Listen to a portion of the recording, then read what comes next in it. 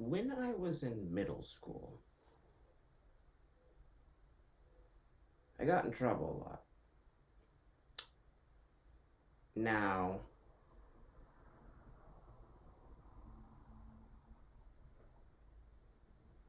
maybe the principal had such a hard on for reprimanding me because he knew my mom was going through a divorce, which made it even funnier every time my dad came to school instead of my mom. That's a speculation aside. What he had stated to me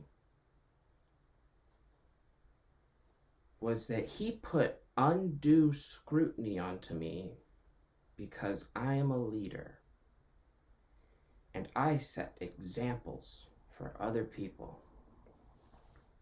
And when I go around and I don't get in trouble, that makes other people think that they won't get in trouble for the same thing. That was his reasoning for having an undue level of scrutiny for me. And I know it was an undue level of scrutiny because I never got in trouble that much in elementary school, and I never got in trouble that much in high school. So this guy had some kind of confirmation bias that he was like self-prophetizing to make come true by putting a magnifying glass on me when I wasn't even the one originating the behavior. He just deemed me as the origination point. Maybe in part his confirmation bias was supplied by my brother and sister who were older than me and got in trouble a shit ton in middle school and were huge troublemakers, and he was their math teacher at the time. So maybe now he's like, I'm gonna stick it to this kid because his siblings were a whole fucking nightmare, not even realizing I'm a completely different person. He didn't allow me the space to be a completely different person because his assumptions from past interactions from people with my family already made him think a certain way about me. He didn't let me be my own person and show my own character because he already had an idea of who I was from when he saw me as a baby, and then because I would go to school with my mom to pick up my siblings, and then also from the interactions he had with my siblings. He had a complete confirmation bias. And then when I got to high school, I was often scared when teachers were like, "Oh, I remember your sister," but my sister, the older than me but younger of the three, made a better impression on the teachers. She did a really hard job trying to turn around that assumption before I got to high school. And she left a good impression on these teachers to such a point where they allowed me to be my own person because she opened up their minds to their confirmation biases because she was getting judged harshly. And so she showed up 10 times better than everybody else.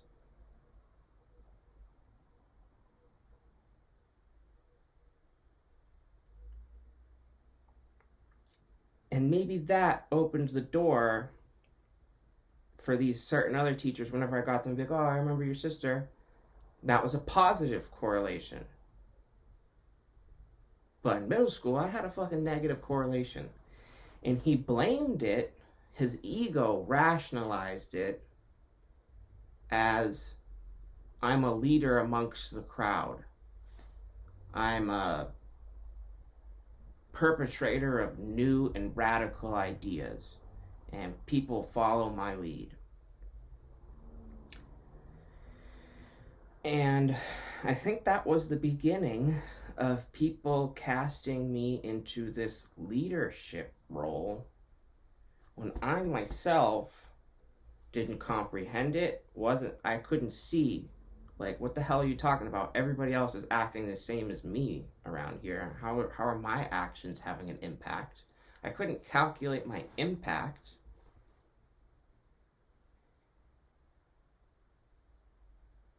And I didn't want to be a leader. I remember, I'm laughing because I'm going to reveal something about myself right now. One time in first grade, that's when they introduced the concept of line leaders. But I was absent on the day that they explained the concept and the structure around how a line leader works. So then, when I got to school the next day, they did the line leading by alphabetical order, and I have a C for the last name, so I was next because there was nobody else with an A or a B last name besides one other person. And I was trying to ask everybody, what does this mean? And I was asking amongst my peers, and I received their definition of what a line leader is. Not the teacher's definition of what a line leader is. I received how they understood what the teacher had defined to them as the structure of being a line leader. I don't know if you remember being in first grade, but first graders don't have great comprehension skills. So I was asking a bunch of people trying to gather all this information, like what the fuck is a line leader? What is this new and wild concept you guys are thrusting upon me? And someone had described to me that the line leader is the person at the front of the line, and they lead us all to our activity for the day, because we would have our normal classroom and then we would go to our daily activity, which was art class or gym or music class, and those three would circulate through what we did: history, math, and science in our normal classroom.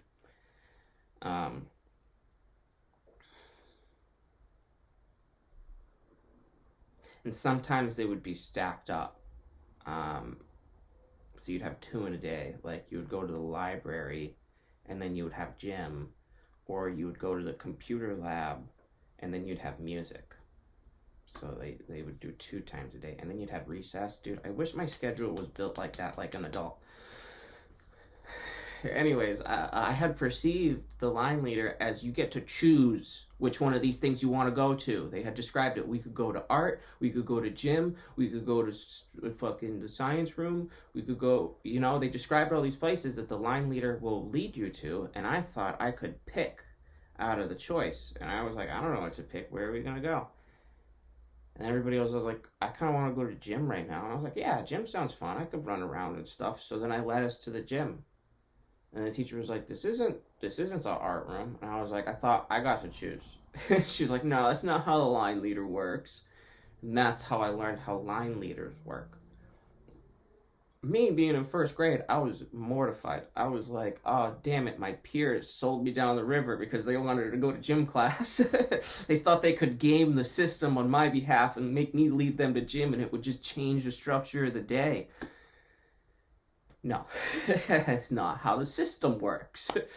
We have a schedule, and you're supposed to go where you're scheduled to go, not where you want to go. And that's probably when my like, I don't know, I wouldn't exactly describe it as a fear, not out of ego, but it just doesn't feel the same as fear. I just have no interest in being a leader. That's when it really began for me, that I was like, oh, fuck this leader shit. You get blamed for everybody else's bad ideas. You don't really have any fucking control of where you get to go. And you're just basically a talking head that's supposed to liaison with the actual person in charge, the teacher. And you're supposed to keep all these other kids in line. That's a lot of responsibility. Like, I didn't fuck with that. And I was like responsibility adverse from that point forward, because I already was having a lot of undue responsibilities placed on me as a fucking like 6-year-old, man. There's a lot of shit going on in my life. But yeah, and that's when it started, when I was like, yeah, dude, I don't want to be a leader. I just want to go and do my own thing. I just want to like You know, if people want to come with me and hang out and do their own thing with me, and maybe we're doing the same thing because we're both doing our own thing, that's cool. But I just want to go do my own thing. I think that also stemmed from like being picked last in kickball all the time and fucking kids making me count to 100 to prove I was smart. It's just fucking all this. And fat kids calling me fat. Kids that were fatter than me calling me fat. And then everybody agreeing with the fat kid is level of fucking gaslighting, systemic, societal gaslighting that I was like not prepared for. But, you know, I've been exposed to it many times over at this point. I'm like, this is fucking second grade shit. I experienced this in second grade. Come on, guys. What's going on here?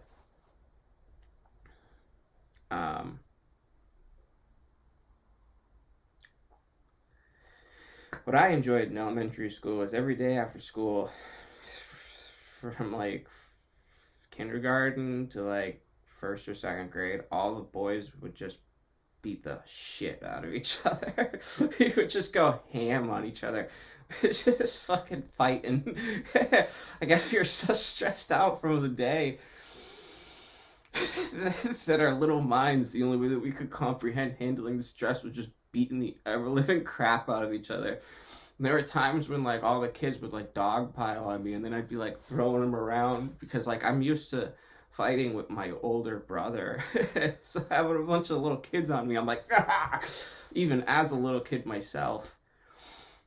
But then I don't know, right around third grade, we had to third or fourth grade, we had to stop, and then we didn't really stop, and then somebody hit me in the face with a backpack full of books and broke my nose. So I think that was like the end of it. My dad threw a hissy fit.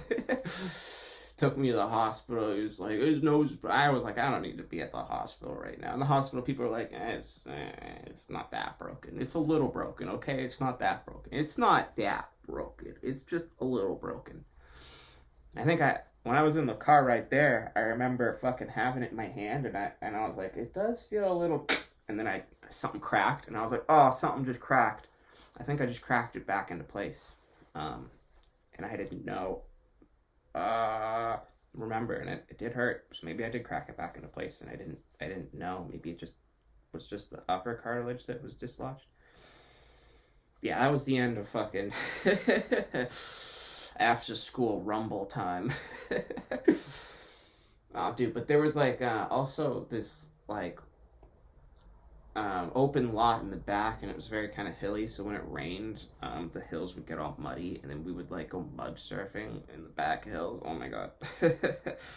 It's fun being a muddy little kid. But then in middle school, that stupid fucking Mr. Bathroom turned up the fucking, his name is Bathroom in like Spanish or some shit. I'm not gonna say his name outright because I don't, fuck you. I don't want to get into that, so I'm just gonna call him Mr. Bathroom. Was a piece of shit, dude. Hell shit, that works. I didn't think about that. Yeah, man, Mr. Bathroom applied this undue pressure onto me. And it made me feel like singled out because I would get in trouble for the fucking shit that all the other kids were doing. And when I got in the office, the excuse of, well, I'm just following this person's lead. He was like, that excuse doesn't work here because you're a leader and you have to know that others will follow your example.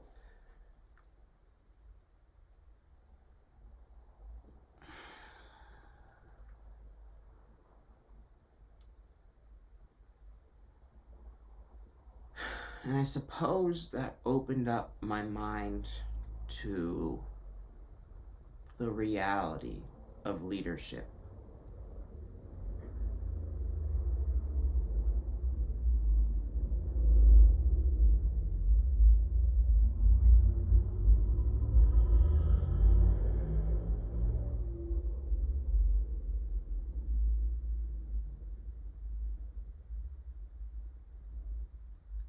Sometimes leadership is a role thrust upon you by others. How others look up to you, how they trust your word,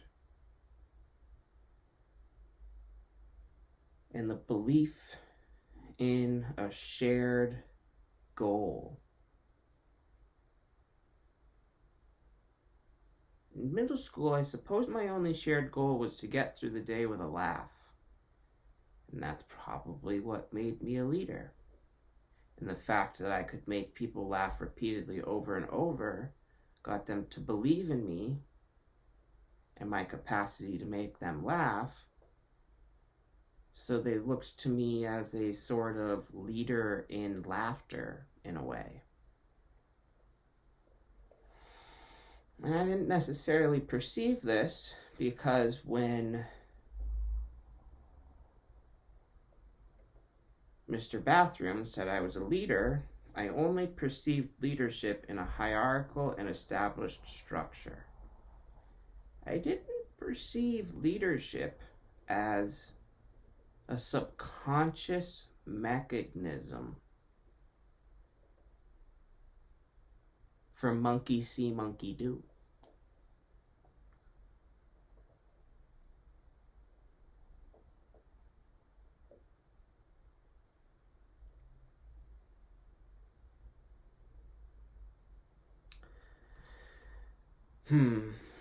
I think to a capacity too, I maybe subconsciously rejected the notion of me being a leader because I needed more subconscious data in order to rationalize the perspective and position.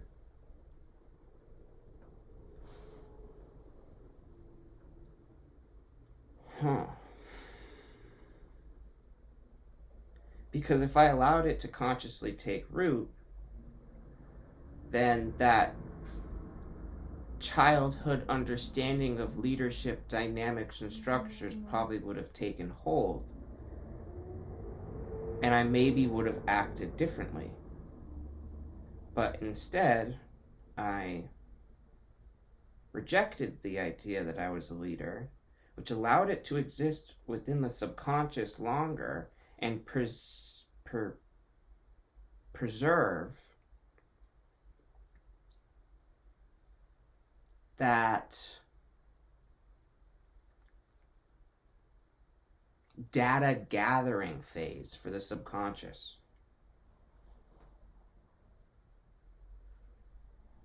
Because if I didn't reject my role as a leader, then I wouldn't have pushed the boundaries.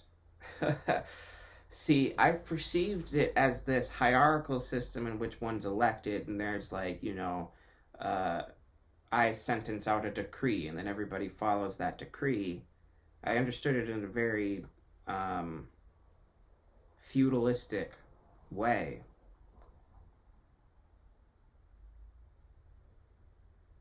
Of like a mob boss giving out orders.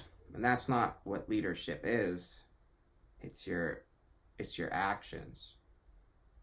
And I kind of understood that to a degree, but I didn't want to be a leader, so I was trying to reject that role by acting out the most unrecreatable scenarios. Like, I remember in 6th grade, I asked a girl out to the movies, and she said no. And then one of my friends was like, that was still so cool, though, man. Even though she said no, like, you did it. Like, I couldn't even do that. And I'm like, I didn't see that perspective. I was just doing it because I wanted to do what I wanted to do. And that was before the leadership thing was introduced. So maybe I'll come up with, like, a better example. One time a pen exploded at lunch, and we all took the ink and started drawing on our faces. And we did, I think like 4 of us did the Kiss stuff from the band. And I was a cat, somebody else was a spaceman, and another person was, oh shit, what did they have? The cat, the spaceman, the demon, and the fourth one. I don't know. If you know, you can comment it down below, please. We all did that. And then everybody was trying to get the ink and dip their fingers in. Everybody that wanted to do it. And then of the people that were watching us, there were those that were calling us stupid. They were like, look at those guys putting ink on their face. They're so stupid. And those were the people that I wanted to defy. Those people that would call you stupid because you're doing something to have fun. I wanted to have fun in their faces. And that was leadership to me, I guess. And you know what? I think that was the kind of leadership that some kids needed. Because those kids that did the face paint with me, like, we all needed to laugh. And one of those kids, I remember me and him became fucking little pranksters.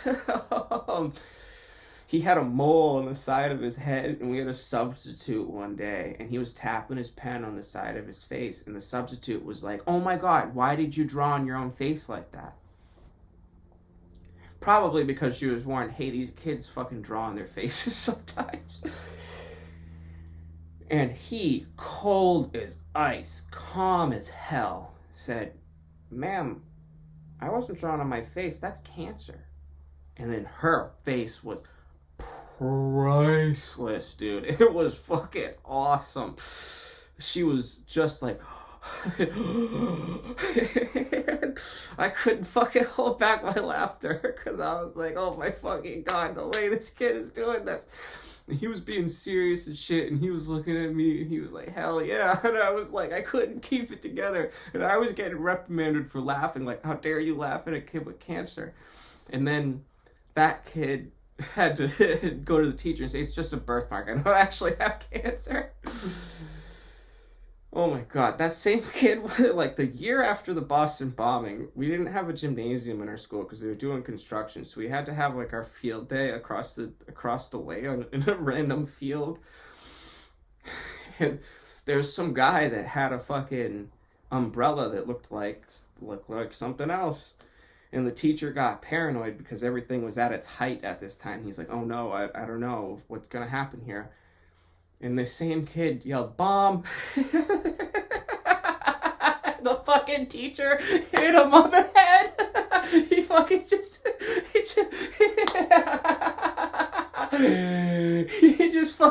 He wasn't even thinking. The kid yelled bomb, and then he just went fucking thwack. And then he went, oh no, I just hit a kid. And then he had to play damage control because he just hit the kid. I fucking miss Nick Bell so much. Oh my God. Oh, what a fucking awesome person he was. The teacher was like, if you tell on me for hitting you, I'm going to tell them that you yell bomb, and you're going to be in way worse trouble. There's one day in science class that we were like, let's perform an experiment. And we took an open water bottle and put it on a seat. And we knew it was somebody else's seat. And we're like, so you think he's going to notice? And then in the morning in homeroom, he pulled out his chair. The fucking water bottle went everywhere. And he was like, what the fuck? And everybody was like, oh, you suck. You spilled your water. And then the kid Nick was in his homeroom class. So he was making fun of him. And wouldn't let it go. Oh my God. I'm like, on one hand, I'm like, Mr. Bathroom was applying undue pressure. And then on the other hand, I'm telling these stories of like, one time I was running down the hallway and I kicked a fucking lock so hard on a locker that it flew off.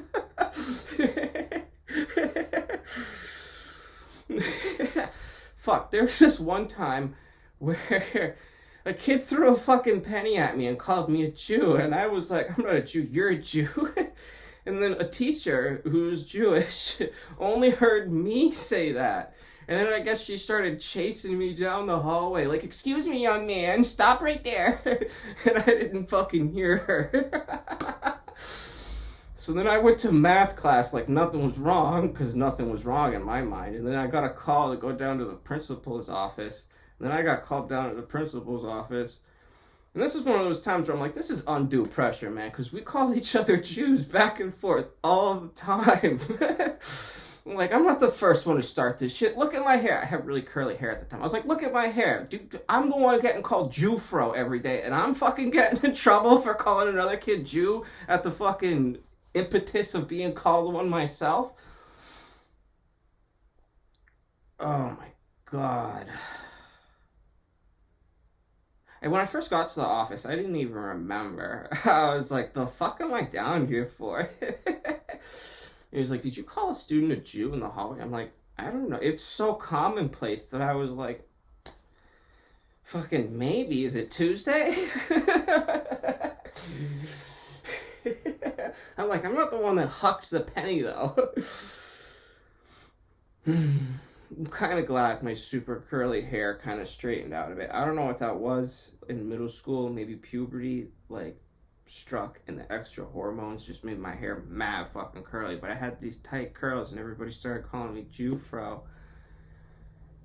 And I just laughed along with it, because Jewfro is a lot better than being called Auntie Boobs. Some kid fucking started calling me Auntie Boobs in 6th grade in the locker room, because he said I had man titties, and then he said that, and I was like, this doesn't make sense. Why are you calling me Auntie Boobs, though? He's like, because aunts always have nice boobs that you want to look at. And I harked back. I was like, dude, that means that you like your aunt. That's fucking creepy. Why the fuck are you admitting that to us right now? I was like, dude, that means you're looking at your aunt's rack, you fucking weirdo. Why the fuck are you comparing me to your aunt's rack, you fucking freak?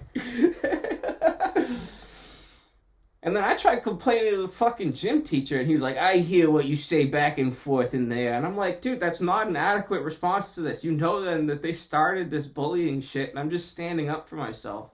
There's one time with this fucking... They put a fucking, like, 16-year-old in our 6th grade fucking gym class. He was, like, held back a whole bunch of years, transferred into the school. And we were all uncomfortable as fuck. They were all like bullying each other. Or I guess this was maybe their thought. They're all bullying each other. Let's put a real bully in there to bully all of them, so maybe they'll be nice to each other. But we were all like, dude, I don't feel comfortable changing in front of this fucking adult right here. And then he didn't like being in there either. So he started fucking fighting with kids. And then he sat on me. Because I guess he was just trying to get suspended again. That was fucked up. I hated the locker room, bro. That's why, like, when Mr. Bathroom was calling me a fucking leader, bro, I was like, you got some shit fucked up, fam. You see how they're treating me back there? Is this how you treat a leader? Is this how you treat a leader when he's in his boxers, chief? Huh? But,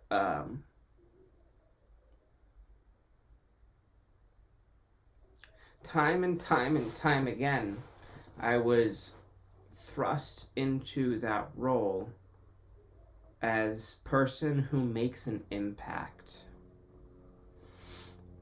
I just have an impactful way of doing things. And time again, that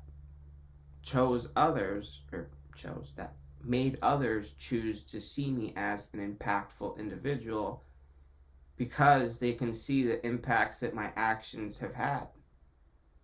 I'm over here acting things out. I'm at the center of it.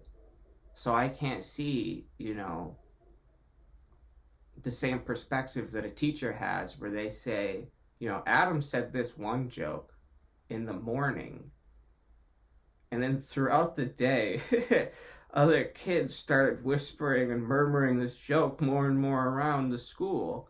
They got to see that perspective because they had a stagnant position in which more individuals would filter into them.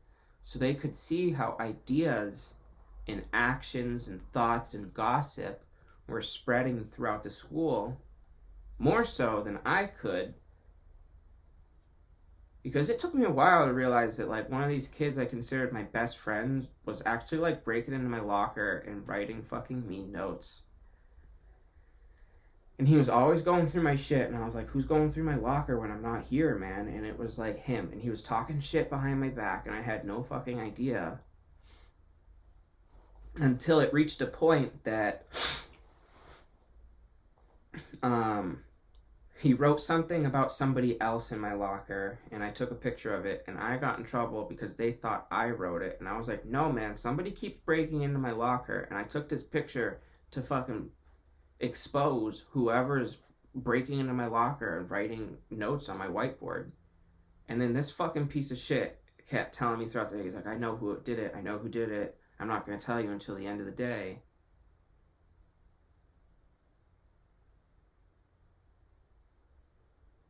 And then at the end of the day, he told me right in front of the principal, like, I couldn't just go turn and tell the fucking principal right now what he had just told me. And I told that to him, to his face. I was like, you know that you're saying this right now in front of the principal. It doesn't matter that it's the end of the school day. I can just go and tell him right now. But I'm not, because that's not how fucking friends treat each other. You should have trusted me that I wasn't going to tell on you, and you shouldn't have fucking dicked me around all day, fucking with me and wasting my time. And that was the end of that friendship. That was like the real fucking... The end of the relationship was that summer when he fucking tried stealing a girl from me, and then she told me all about it. She was like, you know that he's doing this behind your back. And I was like, what the fuck? Because he would make fun of her to my face. And he would get others to make fun of me for liking her. And then behind my back, he would go and talk to her. And then she told me that, and I was like, are you fucking kidding me right now? So that was the end of, I'm not going to hang out with these guys anymore outside of school. And then when I found out that he did that in my locker, that was the end of, I'm not going to talk to this kid in school ever again. He's just a fucking ghost in the hallway. He's a betrayer and a fucking mentally impaired individual. There's something wrong with him. He was held back years. His fucking gears don't turn right. Or they didn't back then. I haven't talked to him in years because his fucking comprehension capacity is so low that I don't want to waste the time trying to explain things to him that he's not going to get for another fucking 2 months. Because that's how it was sometimes. Like, you could really fucking map that shit out. I would be in math class, and we would be fucking covering shit, and she would be moving on with some students, and he would be stuck on the same fucking shit that we were covering 2 months ago, not understanding it. So there's, like, factual fucking data to back that one up.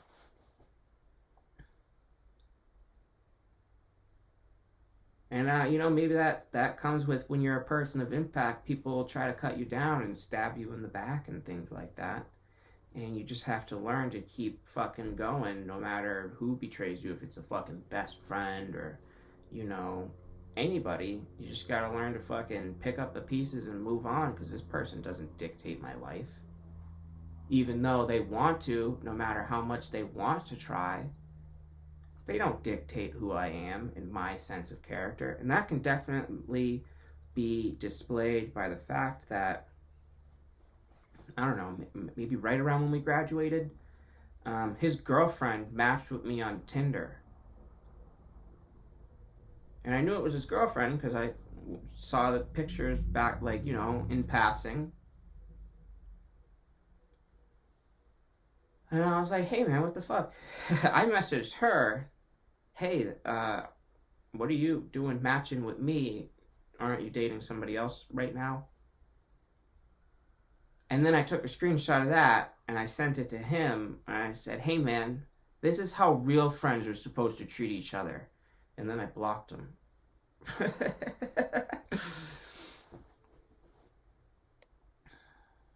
Because I didn't care for his response. It's just going to be some kind of fucking ego protection mechanism and deflection of fucking the factual evidence presented that he's not a good person.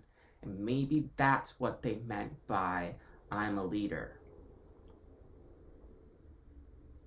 That for some reason, even though I can do all these extreme and impactful actions, I still somehow maintain my moral compass.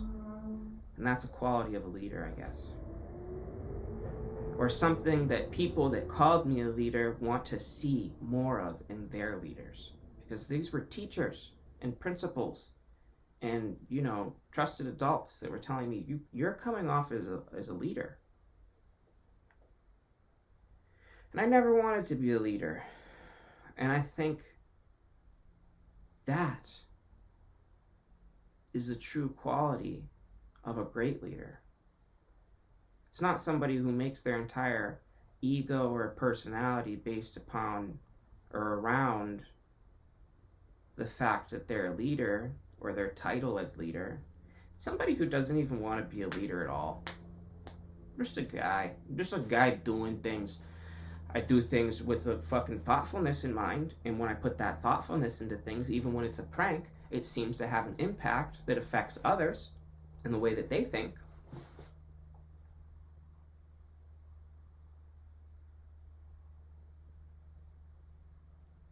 But I'm not doing that because I like to be a leader. I'm doing that because I like to think. I like to be logical. I like things to be sound for me. I like there to be a basis, a grounded reality.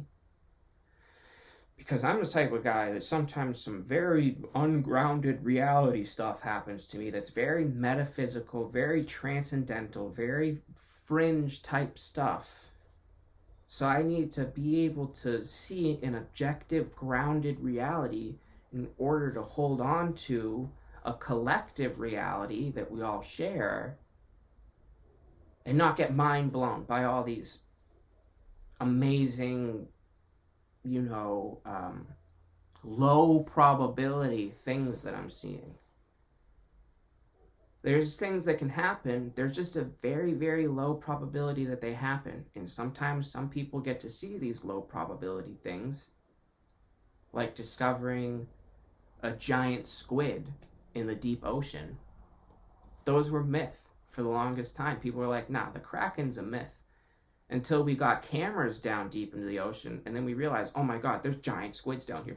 There's enormous squids down here. And that kind of reignited, well, you know what? The Kraken might have been an actual sea-dwelling beast that might live in the deep to this day, or might have, died off because it didn't have enough food sources to keep it that size. Or enough oxygen, because there was a lot more oxygen in the water and in the atmosphere a million years ago, which allowed bugs and plants and animals to be a lot bigger.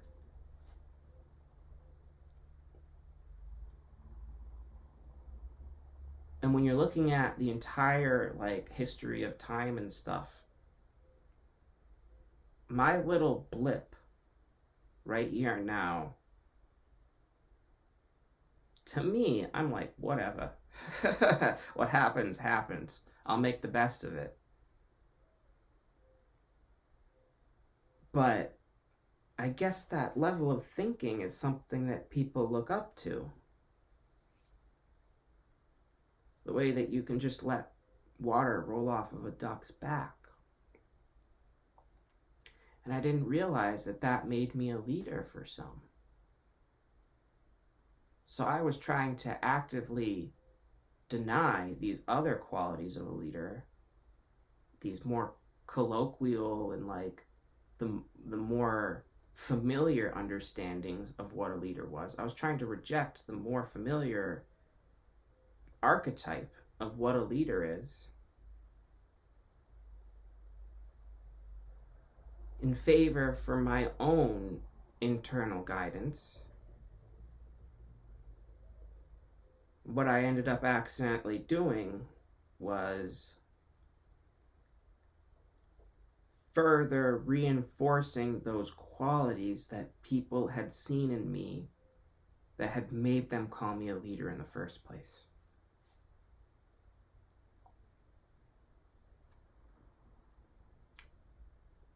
A leader isn't just somebody who other people imitate.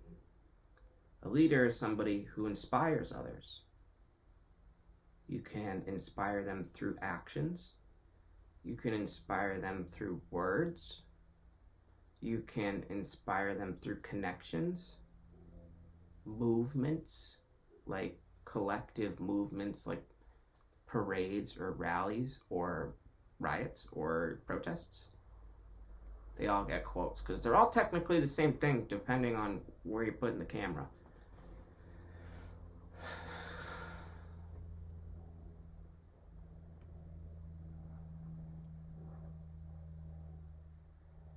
Is a leader somebody who takes time to point those things out? Even though it may detract, because they know that the knowledge is valuable to those that are listening and that can comprehend. Does a leader see that everybody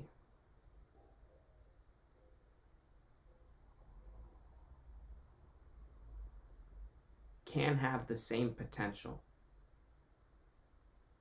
Maybe that's what makes the difference between a leader and a normal person, is a leader sees that everybody can have the same potential.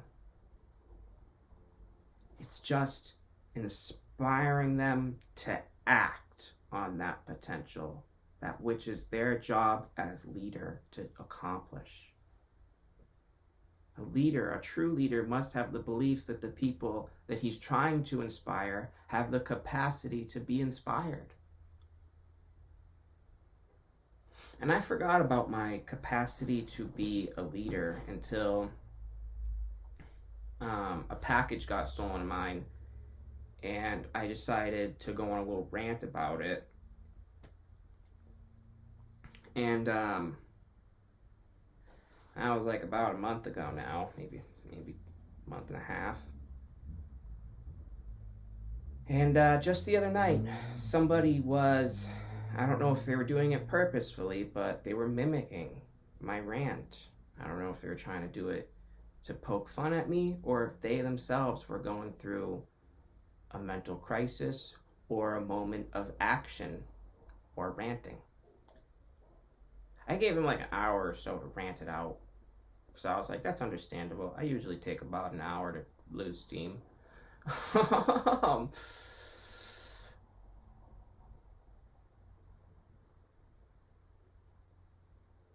But I started recording it because I was like, he's starting to mention some pretty weird things at a certain point. And I'm starting to feel pretty weirdly targeted by this. So I'm going to have this as just in the pocket evidence in case anything does come out of this, because this is getting to be really strange. And then I started thinking about it. Well, if I'm willing to do that, then how many people are willing to videotape me when I'm inside of my home and I'm having my own kinds of rants? And I had a whole moral dilemma about sharing it. So how many people don't go through that moral dilemma and just go ahead and share it? I got to experience the other side of the coin, that, oh my God, maybe people have been walking by my house and recording me when I'm talking to myself. In the same way that I just did that to that guy. But he was like outside my window yelling. It felt fucking creepy and weird. And at the same time, though, I needed to make sure that what I was hearing was accurate and true, because he was mimicking, Paul parroting, copying my own rant from a month prior. So much so that I felt as though this was a poignant lesson for me to learn right now. And so I put on the recorder so I could go back and listen to it later and say, yeah, he did say, what is the point? That wasn't something that I just made up. That is something that I actually heard and was true and was real. Now, saying what is the point isn't a copyrighted phrase. Anybody can say what's the point and wonder the fucking point anytime they want. But that's one of those moments that made me feel a little, ooh, I'm a little spooked out right now, because he keeps saying this and that, and that's what I said last week when I was ranting.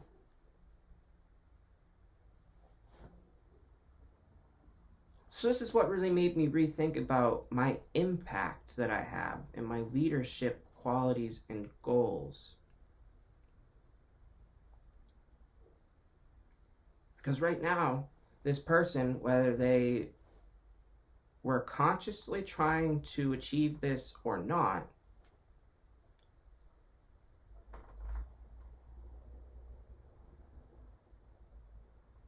provided an example to me that my actions have impact, or my actions have consequences, even if the consequences are the pervading of a wrong message. Because it is kind of wrong to flip out about somebody stealing a package. It is wrong to steal a package, though. So that's that moralistic gray area in which I like to live, that I feel as though a leader cannot fully, truly express themselves in, and which is why I sort of reject leadership. I like to fully express myself in that gray area. When somebody does something like steal a package of mine and it pisses me off, I want to scream my little head off. And you know what? I respect that same guy. When people were shooting off fireworks the other night, he was like, the fireworks, I can't stand it, I can't take it. That's a respectable thing, dude. You might have PTSD, you might be a veteran. I don't know what's going on with you. Talk your shit, big man. I agree with you on this front. Yeah, fuck yeah, man. But then when it started going into the, okay, I knew I was crossing the line when I was ranting. I don't know if you know that you're crossing a line right now. I was crossing a line on purpose to be impactful, to be a dick, because I'm just a fucking dick. Sometimes I like to cross lines to prove that I could cross lines, and maybe that's the same thing that he was doing. So maybe I gave a very bad example of how you should cross lines. Because ultimately, bitching and moaning and yelling about stuff doesn't accomplish anything. People have proven that to me time and time again, ever since I was a little kid, because I've always fucking been one of those people that you could just set off if you do the right kind of things to me. I've worked on it for a long time, so I'm better now. But when I was a little kid, I lived in a very bad environment, too. I gotta be honest about this. It was a very stressful environment. There was people always fighting around me, and I just wanted, like, a moment of peace. That's why, like, me as an adult, I just want to go off and do my own thing, because I know how argumentative people can be. I don't want to fucking take part in that, because if we're gonna argue, no, we're not. I'm not gonna fucking stand for it. And if you have a logical point of view, I demand that you present it to me in a peaceable manner. You don't fucking shout it at me. And sometimes when people have a logical point of view and they talk it to me, they present it to me nicely, and I listen to it, and I realize that's not logical, I explain it to them nicely. Here's the flaw in your logic. That's how you can have productive conversations while totally skirting around arguments. But it takes a lot of mental fortitude and internal knowledge in order to really get around to that dismissal of the egoic desire to argue your point of view rather than just admit when you're wrong. And yeah, I was right now, I'm going to confront it right now and be like, yo, I was wrong. That's not the way we achieve things around here. I should have done the other stuff much louder, which was filing police reports, filing a report with eBay, filing a report with Discover or the credit card company, filing a report with the post office.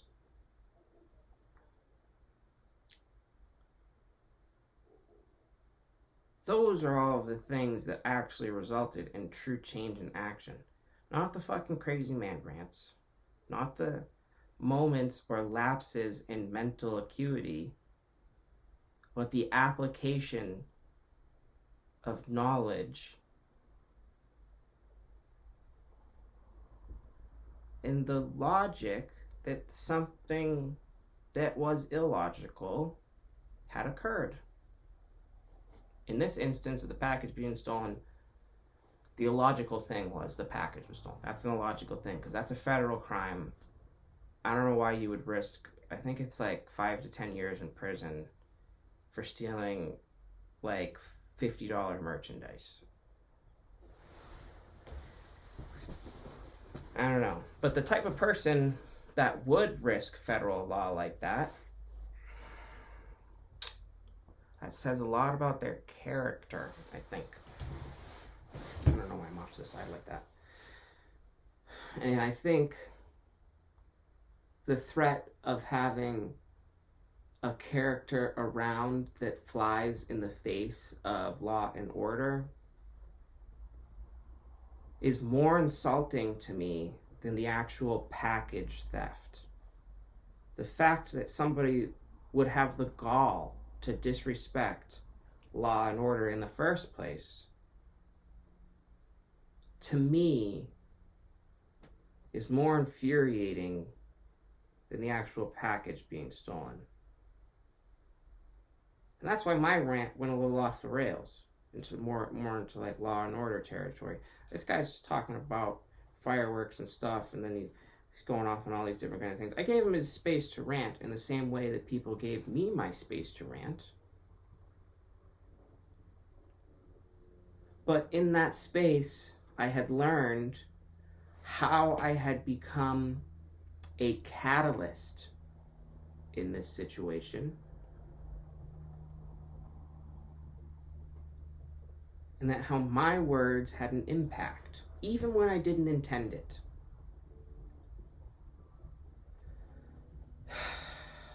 And I guess that's the hallmark of a natural born leader.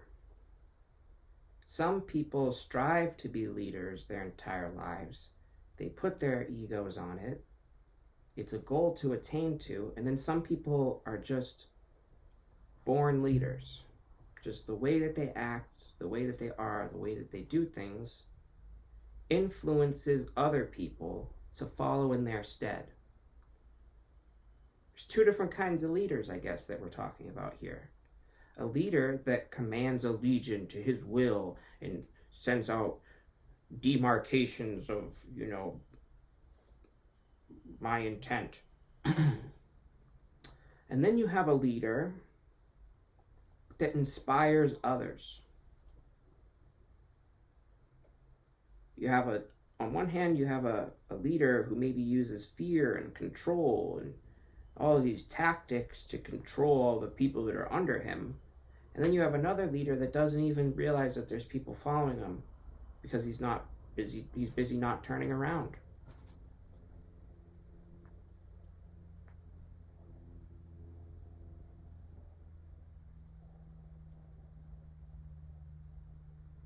That's one of the things, though, as soon as you become aware of the concept of leadership, you can't really exactly make yourself ignorant to it again. You can misunderstand the concept like how I had done when I was younger, but all that had really done was reinforced the qualities that I wanted to see in others and in myself. Outgoing, funny, charismatic, fearless, anxietyless. I didn't know what anxiety was until I was like 18 and I was dating a chick. And she started describing all of my mannerisms as anxiety. And then I started to believe that I had anxiety, but I don't actually have anxiety. I never had anxiety in the past. I was one of those kids. I would write speeches to run for class president purely as a joke. I would write an entire speech as like a parody speech, and then I would get up and I would give the speech like it's a serious speech. And I would try to get people enthralled, and I'd be like, yeah, and the audience would be cheering and stuff. I did this every single year until it was senior year. And senior year, I actually kind of wanted to be president a little bit. But I had already built up this reputation that I was running as a joke. So nobody really believed me when I kept asking people, hey, did you vote for me? They went, I thought you were running as a joke. I thought you didn't want to be president. Oh my God, if I knew you actually wanted it, I would have voted for you. I was like, fuck.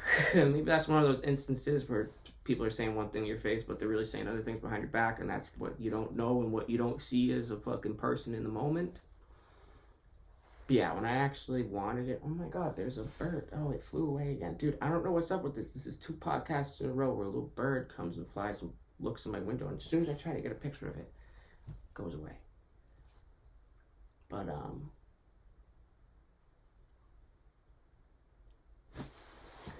yeah, I guess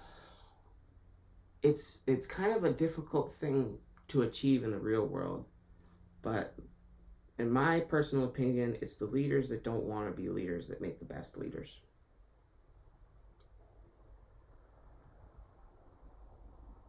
What do you think about that? I don't know. It's been 55 minutes. I'm pretty sure that is long enough for a podcast. Do you want to say goodbye? Come here. You want to say goodbye?